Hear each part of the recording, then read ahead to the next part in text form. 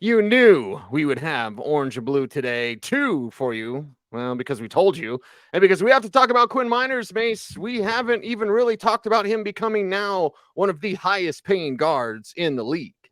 Yeah, we're dropping a deuce because we have to talk about Quinn Miners becoming one of the highest paid guards. He is in the $20 million a year club, something we did predict when we were talking about this in our pre camp show on the interior offensive lineman.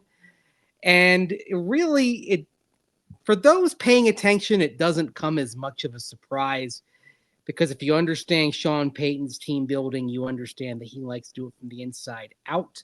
Right. He did that in New Orleans. He's doing that here. Always invested more than most teams in terms of draft capital and salary cap capital into the offensive line, and particularly the interior offensive line. So when you have a guy like Miners who's good at that area of emphasis, it's no surprise that he pays up. Yeah, it makes it pretty easy, right? Like, hey, we really like this position. It's super important. Hey, that guy's really good. And we haven't seen the best from him. How about we play Sean Payton talking about the importance of the offensive line? Because you see it and you know it from his days with New Orleans. I think it's the most important position group on your roster. I think it permeates your building. And I believe that. And it served us well everywhere I've been.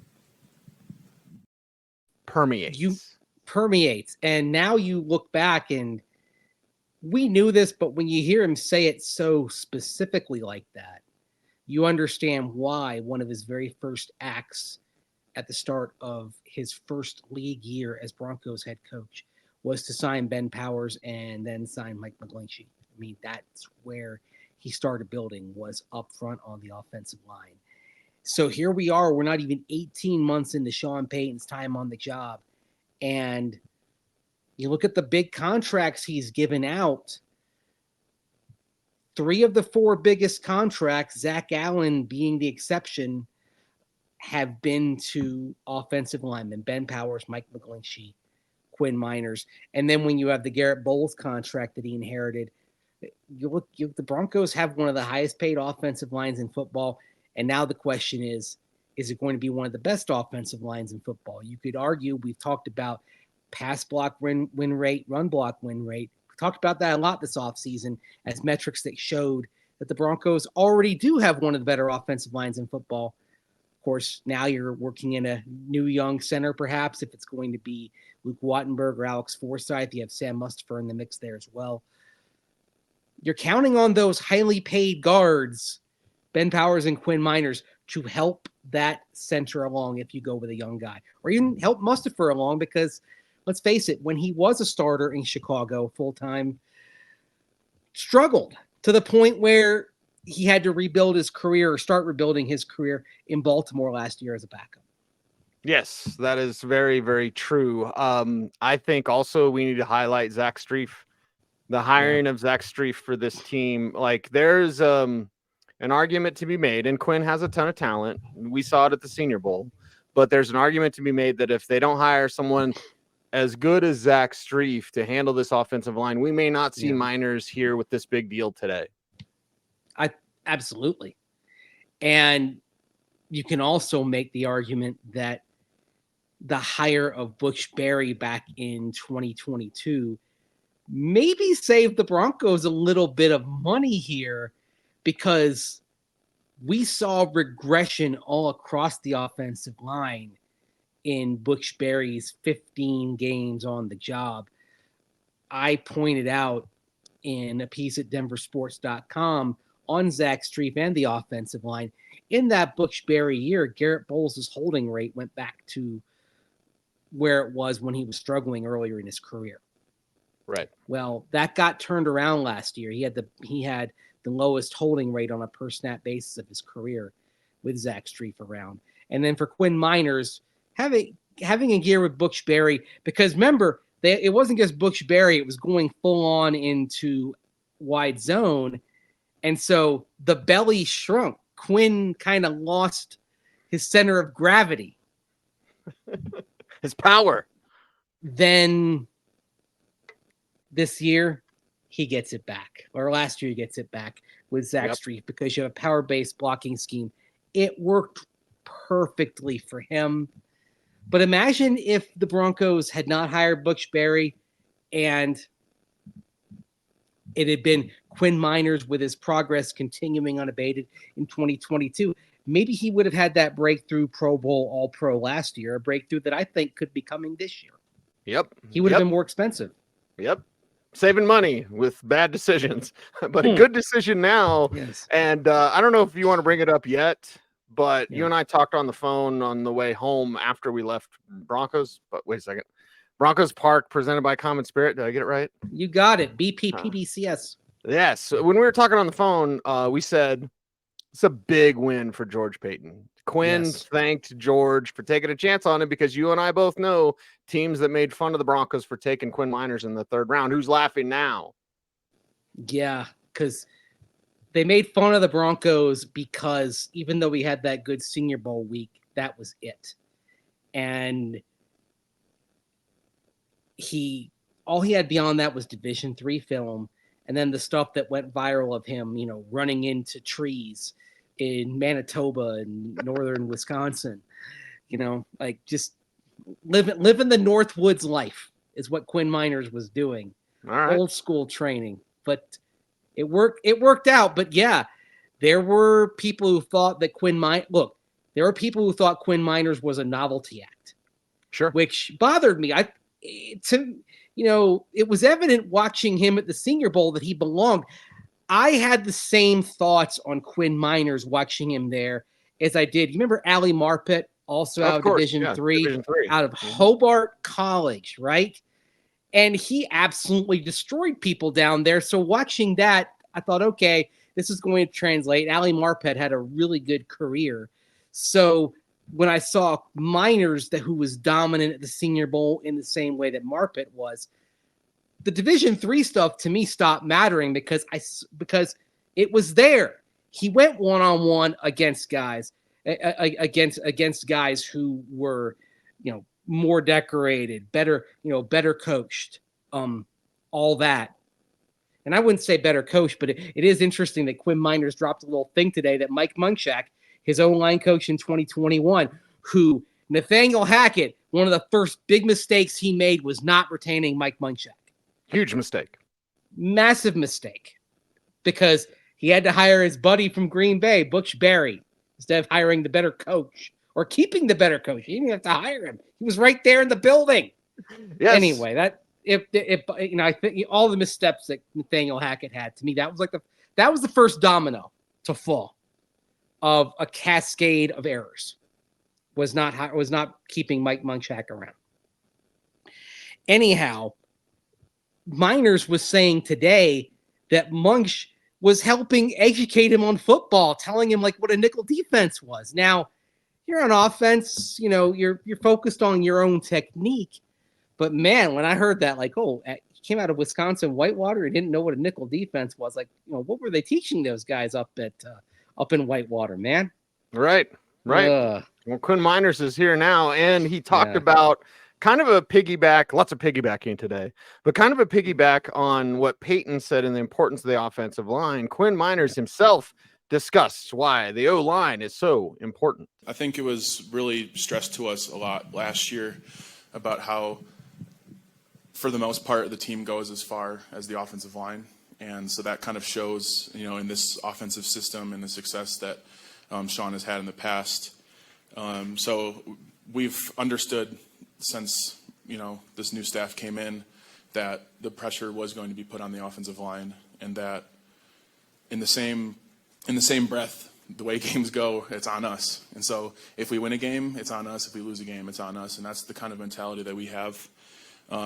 Whether it be in practice, our individual period, team periods, one-on-ones, weight room meetings, we know what we know what the pressure is.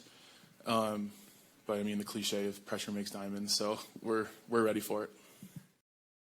Well, ready to go for back, that pressure. To go back to the earlier Sean Payton quote about what the offensive line does permeates the building, right? So that expectation coming from the coaches is that as you guys go up front, the rest of the team's going to go. And I think it's especially true when you have a young quarterback potentially, or if it's Jarrett Stidham, a quarterback who's only started 4 games in his career. You are going to need that line to help the quarterback along. What it also tells you is if the offensive line is there leading the team, what does it tell you about Mike McGlinchey in the pyramid of the locker room as well? Because he's a team captain who plays on the offensive line. Right. It's, I know that there was fan frustration about how things went sometimes last year for McGlinchey. We saw at the end what it looks like without McGlinchey. It was scary. But, even Mike would tell you he should have done better last year. He told us that a few times over the course of the year. But the things that he brought went beyond just the play. He's the leader of a group that is basically looked to be a pace setter on the team. Basically, they're expecting the offensive line to lead the way for everybody else. Starts on the interior and build out. Build from the core on out. It's a very old school way of doing things, but hey, you look at some of the other successful teams in the NFL right now, Cecil. Well, take a look at Kansas City. And this is one thing that's interesting about the Chiefs. Remember after Super Bowl 40, about 55, after they lost to Tampa Bay, their offensive line, it had some injuries, but it wasn't the line it is today, right?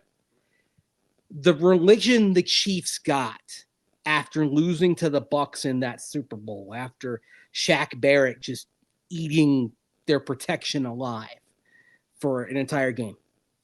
The religion the Chiefs got was, okay, beyond quarterback, where is it most important for us to spend our resources? It's not wide receiver. It's fortifying things up front to protect Patrick Mahomes. Thus, Tyreek Hill, bye-bye, but we're going to invest heavily in the offensive line. And they've won back-to-back Super Bowls. Yes. Now, the quarterback is still the alpha, but beyond that, what's more important in terms of your resources? And if Bo Nix works out at quarterback, then look for this team to just say, we're giving Bo Nix the money and we're giving the offensive line the money. That's the model that can work. And it's the model that's going to give Nix the best chance to succeed. And the receivers, you figure it out. Yeah, the receivers, you got it. You can figure that out. I know this sounds bad, but you can find receivers. There's no shortage of good wide receivers out there. There is a shortage of good tackles. There is a shortage of good guards. There's not a shortage of good wide receivers. It's the one position. Yeah, college football produces wide receivers more readily than any other position, right? It just does. It's hard. It's easy to look at college football and see good receivers who can translate. It's not as easy to see good tackles, good guards who can translate. I look no further than Howie Roseman. Yeah. Look how the Eagles do it. Why are the Eagles continually Super Bowl contenders? Yep. They don't have the hardware like Kansas City does. Kansas City's got that dude.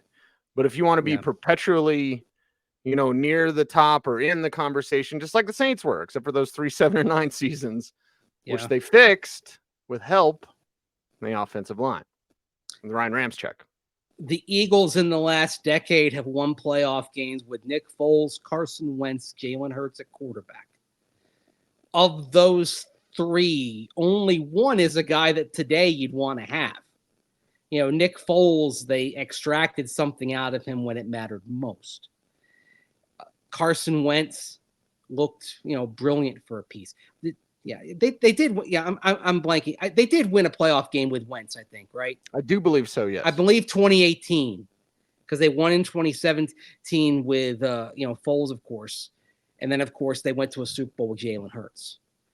But, this is how respect to the receivers and the skill guys, but you build it from the inside out. Mike Shanahan knew that too, because you look back at the Broncos of the 1990s, and they had they had talent at the skill player positions, no doubt. They also had, Tom Nalen, they had Gary Zimmerman, they had Brian Habib, they had Tony Jones in there. They had Mark Schlereth. They had some dudes on the offensive line. They were running, they were zone blocking scheme, but they had, so it was a different type of dude than you've got for what the Broncos are doing. But they had guys. They had guys who could maul you. The Broncos have some guys who can maul you, and I think a second year in this scheme, even with the change at center, we're going to see this offensive line look even better. And I think we're going to see Quinn Miners take the next step. Yes, and that means all pro type levels coming, and that means George Payton just looks better and better. Yeah, like and that's what he needed. Does that keep George Payton around? Because knowing how Sean Payton values offensive line, particularly the interior offensive line, and here one of his draft picks is somebody that Sean pretty quickly decided I want as one of my core players. Really, one of the two best players on the team, it would seem, along with Pat Surtain. Yeah, who we also picked with John's permission, of course, but he picked him. Yeah. And if you're George Payton, listen, George Payton doesn't fail because of lack of trying. The dude has all the work ethic that you want from a general manager. He has an eye for talent. This is exactly what he needed, is to get a guy like Miners paid, because this is exactly how you want your draft picks to work out. Yeah, this is the sort of thing that may save George Payton long term.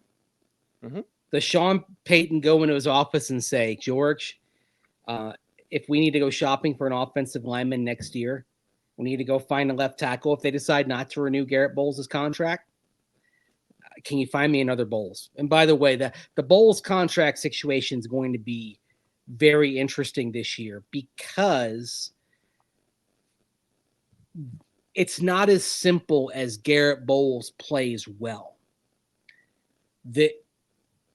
He's 32 years old, but that's not really a big thing. We've seen Andrew Whitworth, we've seen Trent Williams play well deep into their 30s, and I think Bolles, even with that fractured ankle a couple of years ago, he's still a pretty young 32, because he didn't start playing in the NFL till he was 25.